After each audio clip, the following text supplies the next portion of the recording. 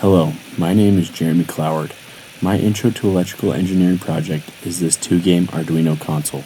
My objective in this project is to create a simple 2-game console capable of playing 2 games and incorporates components like LED display, joystick module, push button, and a speaker. I was inspired by the YouTuber Sebastian Lag, whose video was in the project samples in Canvas. I heavily referenced his source code and video for the creation of this 2-game console. I used the same LED matrix displays as Sebastian Lag, which is the Max 7218 8x8 LED matrix displays. In order to use these, I had to download the library LED Control by Eberhard Fall. With this LED Control library, I'm able to control the LED displays within a function in my code and set things like a startup sequence to get the displays on, create a drawable grid that I can modify and manipulate within my code, and adjust things like brightness and where the perimeter of my screen begins and ends. I chose to use 3 LED matrix displays instead of 2, which meant I needed to learn what all those displays functions did and modify and manipulate them to be able to get this third screen to work as well as the others, not only in the basic sense but also modifying codes within each game to be able to extend the game to every LED and make the console more fun and immersive. This included modifying the startup sequence, the console engine functions, and the function within the games to all seamlessly incorporate this third display. Arduino uses different kinds of pins to be able to communicate with different components.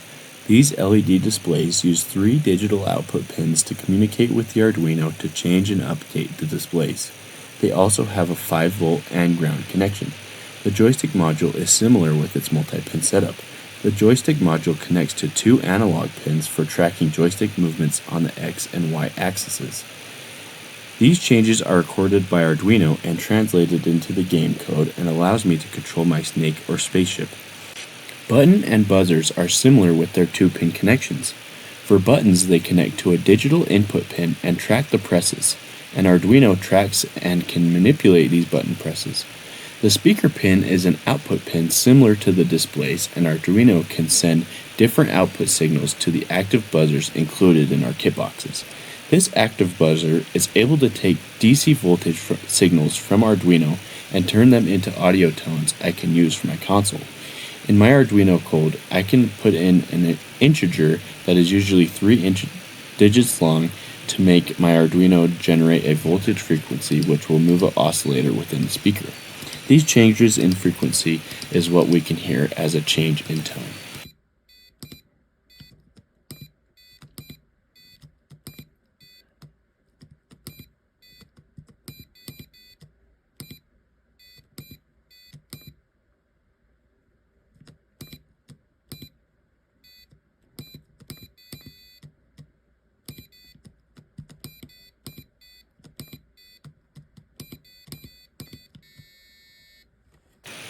I am happy with how my console turned out, and some improvements I would consider making is adding bullet storage status in the space game and figuring out how to make a case to make my console look more refined.